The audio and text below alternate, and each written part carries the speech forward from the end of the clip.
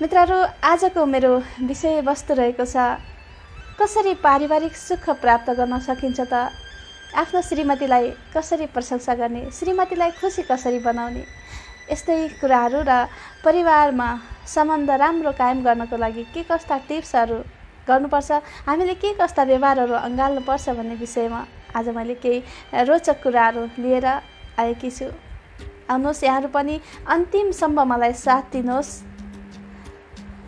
म कति पनि ढिला नगरिकन आफ्नो विषयवस्तुतिर प्रवेश गर्न चाहन्छु। मित्रहरू, प्रशंसा कसलाई मन पर्दैन? सबैलाई प्रशंसा मनपर्छ। प्रशंसा गर्दा खुसी लाग्ने र निन्दा गर्दा आलोचना गर्दा दुःख लाग्ने, यिनी मानव स्वभाव नै हुन्। त्यसैमाथि पनि अझै धेरै सेन्सिटिभ, अझै धेरै प्रशंसा रुचाउने व्यक्ति भनेको महिला हो। महिला मित्रहरूलाई प्रशंसा गरेको धेरै नै मनपर्छ।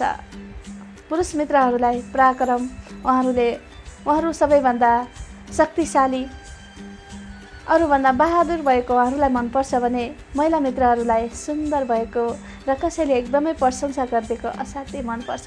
त्यसैमाथि पनि आफ्ना श्रीमान अर्थात् आफूलाई मनपर्ने मानिसले प्रशंसा गर्दा पनि एकदमै खुसी हुने भनेको महिला मित्रमा अझै धेरै यो प्रशंसा रुचाइनेमा उहाँहरू पर्नुहुन्छ। आज प्रशंसा गर्दा पनि हामीले ध्यान दिनुपर्ने कुराहरू केही हुन्छन् र एउटा परिवारको यस्तै रोचक रमाइलो प्रसङ्ग छ, यहाँहरू माझमा प्रस्तुत गर्न चाहन्छु। मित्रहरू, एक बेलाको कुरा हो, एउटा श्रीमान श्रीमती सधैँ झगडा परिराख्ने, उहाँहरूको घर परिवारमा कहिले पनि मेलमिलाप नहुने रहेछ। एक अर्काका भावना नै बुझ्न नसकिने, एकले अर्काको भावनाको सम्मान गर्दैन अनि अर्काले कसरी गर्नु त, त्यस्तै गरेर उनीहरूमा सधैँभरि मनमुटाव भइराख्ने, झगडा परिराख्ने रहेछ। आफ्नो श्रीमतीको व्यवहारदेखि त्यो मानिस एकदमै वाक्क दिक्क भएर आफ्नो साथीलाई यो कुरा सेयर गर्छ। साथी, मेरो श्रीमती त कस्तो पर्यो, मेरो भाग्यमा कस्तो मान्छे आइलाग्यो हेर न, यो मान्छेले गर्दा म कहिल्यै पनि खुसी हुन्न नि, सधैँभरि मलाई टोके अनेक कुराहरू गरेर मलाई तनाव दिन्छ, म कति पनि खुसी छैन यार, के भयो, मलाई ल न केही समस्या, केही समाधानहरू छन् भने भन्न।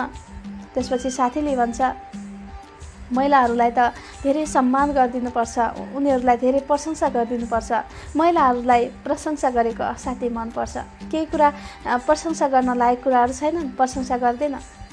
अनि उसले भन्छ, कहाँ हुनु, प्रशंसा गर्न लायक केही कुरा हुनु पनि त पर्यो नि, केही पनि छैन। अनि राम्री छौ भने हुन्न त, राम्री छौ भन्नको लागि राम्री पनि त हुनु पर्यो नि, छैन, खत्तम, कामै नलाग्ने छे।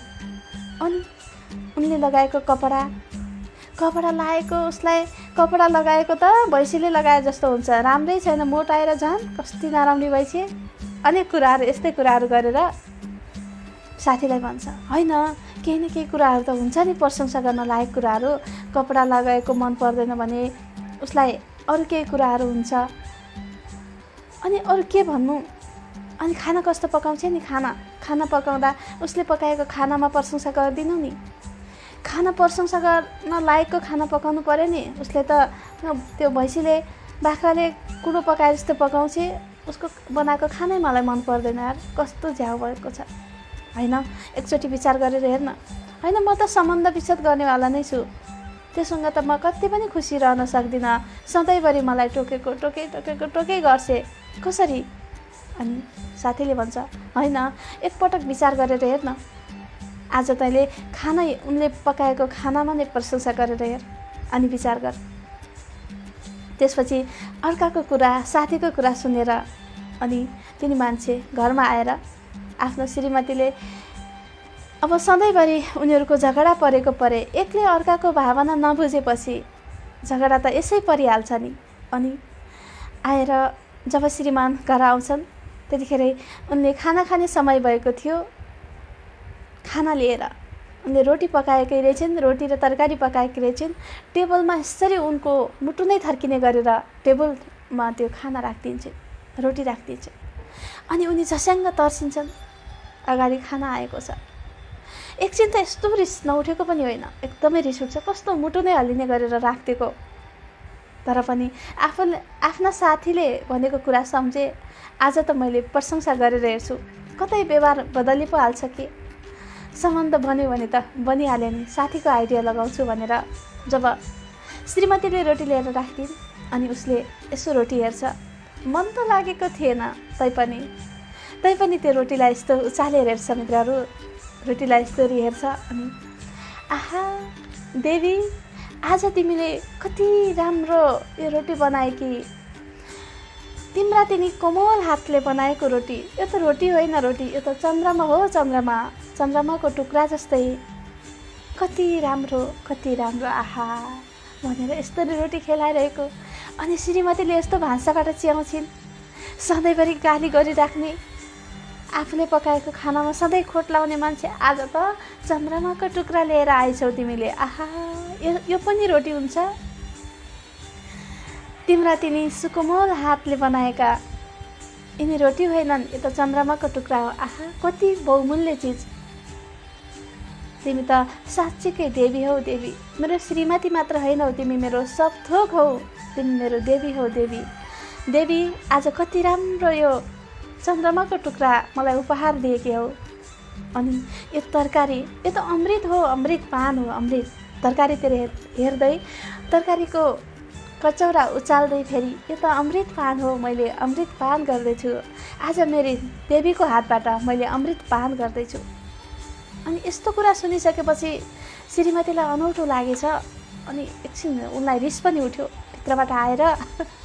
जब त्यो रोटी यो चन्द्रमा हो, चन्द्रमाको टुक्रा हो, एउटा चन्द्रमा नै टिपेर तिमीले ल्याइदेऊ भन्दै गर्दा श्रीमतीलाई सही नसक्नुको पीडा हुन्छ, एकदमै रिस उठ्छ र रोटी बेल्ने कुरा हुन्छ नि, त्यसैले ट्याङ्ग टाउकोमा हिर्काइदिन्छन् अनि भन्छन्, यतिका 12, 13, 14 वर्षसम्म मसँग समय बितायौ, मैले पकाएको खानेकुरा तिमीलाई मन परेन, आज मैले होटेलबाट के रोटी मगाएर ल्याइदिएको थिएँ, आज चन्द्रमाको टुक्रा भयो, मैले पकाएको रोटी मन परेन भनेर टाउकोमा हिर्काउँछिन्।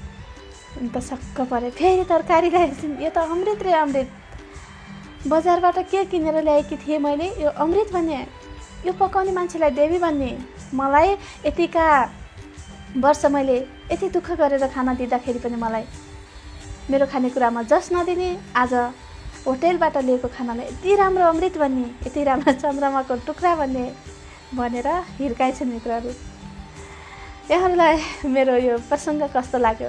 यो कथावस्तुले जेसुकै भने पनि मित्रहरू के हुन्छ भन्दा प्रशंसा गर्दा पनि हामीले ध्यान दिनुपर्छ हरेक कुरामा।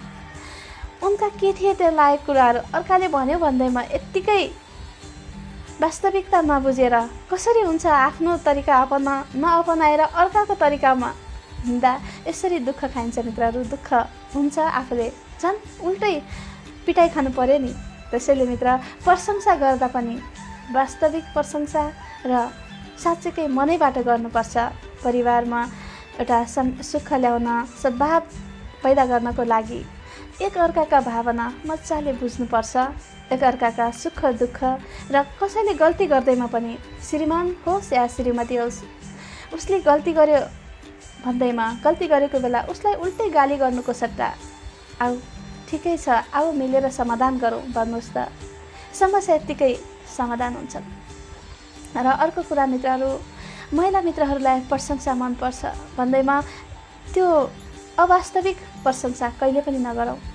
र पुरुष मित्रहरूलाई, उहाँहरूलाई त कसरी हुन्छ श्रीमतीलाई खुसी पार्ने, श्रीमतीको नजरमा आफू शक्तिशाली हुने, आफू अझै अरूभन्दा फरक हुने उहाँहरूको इच्छा हुन्छ। तर श्रीमतीहरूले अझै अर्काको श्रीमानको, अर्काको घर परिवारको बयान गर्दा उहाँहरूलाई मनै पर्दैन। त्यस्तै गरी श्रीमतीहरूलाई पनि अर्काकी श्रीमती राम्रै छ, उसको अगाडि अरू कुनै महिलाहरूको प्रशंसा गर्दा श्रीमतीलाई असह्य हुन्छ। र अर्काको प्रशंसा गर्नुको सट्टा उहाँकै प्रशंसा गरिदिनुहोस् र वास्तविक प्रशंसा गरिदिनुहोस्। र अर्को कुरा, श्रीमान र श्रीमतीको सम्बन्ध राम्रो बनाउनको लागि। जुन एउटा श्रीमतीले, एउटा बुद्धिमान श्रीमतीले प्रेम, सेक्स र रोमान्सको भावनाबीचको सम्बन्धलाई बुझेकी हुन्छन्, तिनका श्रीमान एकदमै भाग्यमानी हुन्छन्। मित्रहरू, श्रीमानलाई जहिले पनि यिनी कुराहरूमा, यिनी तीनवटा कुराहरूमा एकदमै ख्याल गर्नुपर्छ श्रीमतीले। अनि त्यसपछि त जतिसक्कै दुःख भए पनि उनीहरूलाई अप्ठ्यारो लाग्दैन, झन्झट लाग्नेवाला छैन। अनि श्रीमानले भनेछन्, तिमी मसँग भइदिए जेसुकै आँट्न सक्छु म, हेरेर तिमीलाई जिन्दगी काट्न सक्छु म भने जस्तै यिनी तीनवटा कुरा बुझ्ने श्रीमती भइदिएपछि श्रीमानले जस्तासुकै दुःख पनि उठाउन सक्छन्, श्रीमान यत्तिकै खुसी रहन सक्छन्। त्यसैले यिनी कुराहरूमा पनि महिला मित्रहरूले एकदमै ध्यान दिनुपर्छ। र सबैभन्दा अर्को कुरा, सबैभन्दा हामीले बुझ्नुपर्ने कुरा, एकअर्काका भावना बुझ्ने र श्रीमानलाई कहिले पनि होच्याएर अरूभन्दा कमसल छौ, अरूभन्दा कमजोर छौ, अरूभन्दा नराम्रो छौ, यस्ता कुरा कहिले पनि गर्नुहुन्न। बरु अझै महिलाको हातमा हुन्छ श्रीमानलाई सपार्ने वा बिगार्ने कुरा। अझै उहाँहरूलाई प्रशंसा गरिदिनुपर्छ, उहाँहरूलाई अझै काम गर्ने हौसला दिनुपर्छ। अनि उहाँहरूले त हामीलाई खुसी बनाउनको लागि, हाम्रै प्रगतिको लागि, हामीलाई अझै राम्रो बनाउनको लागि उहाँहरू पराक्रम देखाउनमा एकदमै अगाडि बढ्नुहुन्छ, हौसला दिनुपर्छ।